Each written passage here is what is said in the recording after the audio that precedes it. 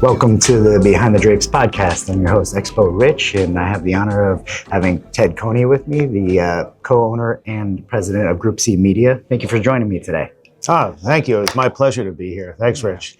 So I started this podcast because I like to talk to the people in the industry, and why it's called Behind the Drapes is it's the people that make these marketplaces happen and all of this commerce that happens. You know, I want to hear more about those people that are at the root of it, that are really developing these industries and shows. And so I appreciate you being here with me today, and I'd like to learn a little bit more about you. And I always like to learn first about the origin story. Like, how did you originally even come into this space? Because we all kind of have a different origin story within trade shows and events. And so what's your origin story? Oh, that's easy for me. Okay. I'm second generation family-owned Me business. Yeah, and my father started a magazine, which today is known as Business Facilities. It's an economic development site selection magazine. It's our flagship brand. He did a great job with that. He also helped us start today's Facility Manager, which is now known as Facility Executive. So about that late 80s, my sister got involved in the business, and I was kind of at first resistant to join, and then I started to see what she was able to do with producing magazines, which, by the way, were the big thing. And we didn't have any events or any of that stuff.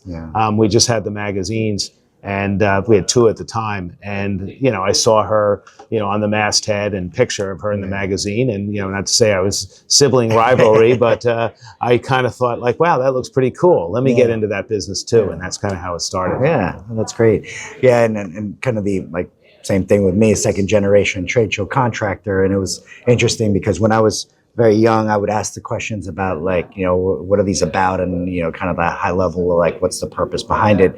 And originally my father was like, well, a magazine puts on an event to support and distribute the magazine. And then over time it's kind of shifted to where now you have magazines supporting events, because then the marketplace and commerce, so they go hand in hand much. So it's but no, that's great. And so throughout your career, is it you were working directly with family, with your father, and what was that evolution like? It was it started with working with my father, and eventually within 2 years I was running a division there. We had a custom publishing division, which was a big rage in the early 90s, and but I kind of started to see, after a few years of doing that, we had a contract business to do the New Jersey travel guide, which was a big piece of business, and the state gave us money, and then suddenly that kind of dried up, and I thought, I don't really like renting, I like owning, and I said, we need to own our products. I don't want to be, in the advertising business or the, marketing agency. I want to be,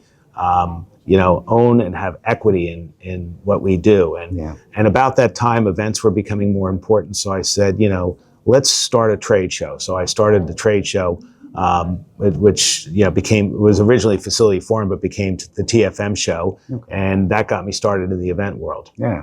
Okay. And now you do that in multi-location, right? Well, now we ended up running that for 10 years and traveled around the country with it, and eventually sold it to Hanley Wood. Okay. Yeah. So because we sold it, it was kind of interesting because I started that in 1998, and then in 2005, I launched my first hosted buyer. Oh yeah, and it was and it was the Business Facilities Live Exchange, which we worked. We worked at the time with Richmond Events, which you may have heard of. Yeah, they did the hosted buyers on ships, like the QE2 and so forth, and they did those, and I saw that, but we said we couldn't do that because of this nature of the sponsors. The sponsors were economic development agencies, and they would be considered a boondoggle if they went on a ship for an event. It was not cool at all. No, so we did the first land-based one that Richmond was going to do, and we did it at the Chateau Lawn in Atlanta, which is an incredible hotel.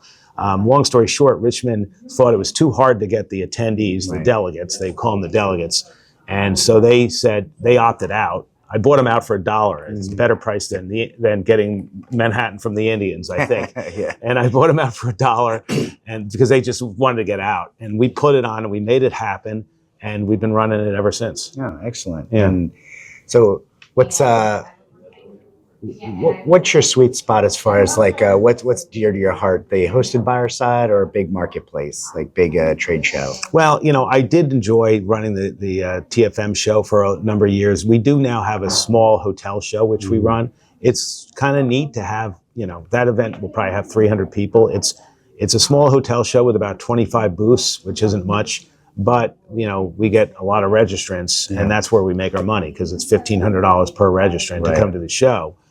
So we're happy with that. So it is kind of nice to, hosted buyers, we might get 80 or 90 people or something like that, which is, smaller crowd. But when you have 300 people, sea of people, and they're all coming because you started this thing, there is something to that. Yeah, and you're making it very curated and bespoke for like that real intimate group, and more meaningful. And I do realize that 300 is, in a lot of people's world, is really small too. Right. So I'm cognizant of that fact. Right. But when you like talk about like this event we're at, we only have a few hundred people here, and it's a very like intimate group that's like where really high level business gets done. Oh, sure. So you're not trying to just pump numbers and cram people in a room. You're making it really intentional, and that's more meaningful for sure. Yeah. For sure. So as far as like the rest of this year, 2026, going into 2027, tell me about like what's got you excited to jump out of bed. Like, tell me what's on the horizon that you're just really pumped about. Another easy question. We are doing a launch on a hosted buyer called Campus Resilience and Security. Oh, nice. So we think it's a topical thing. Absolutely. It's going to be hot. The interesting thing is, Rich, we had it teed up for March in Atlanta.